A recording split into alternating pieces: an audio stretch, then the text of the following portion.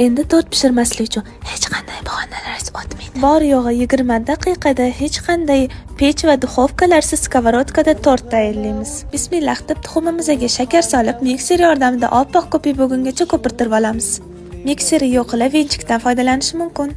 Ketidan sut, sariyog', kakao, un, razrıhlitel vanillinimizni elab olib, однородный massa bo'lgungacha yaxshilab mikserlab olamiz. Shunaqa suyuqlikdagi massa hosil bo'lishiga. Massamizni 4 qismga bo'lib olamiz. Skоворodkamizni tagini ozgincha yog'lab, massamizni quyib olamiz. Menda har doimgidek Vikolina tovalari umuman tagiga oldirmaydi, yopishib qolmaydi. Go'shtlarimiz taxminan 5 daqiqa atrofida pishib chiqadi. Zubachizga tiqqaningizda quruq chiqsa pishgan bo'ladi. Go'shtlarimiz sovigungacha kremini tayyorlab turamiz. Muzdek qaymog'imizga muzdek sgushannoy moloko, vanillinimizni solib, kremimiz quyilgungacha mikser qilib olamiz.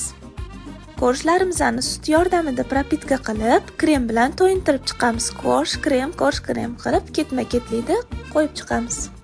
Eng ust qavatiga ganaj quyib yuboramiz. Ganaj retseptini описаниеga yozib qoldiraman. Ustini xohishga qarab bezatamiz. Men yagidalardan foydalandim.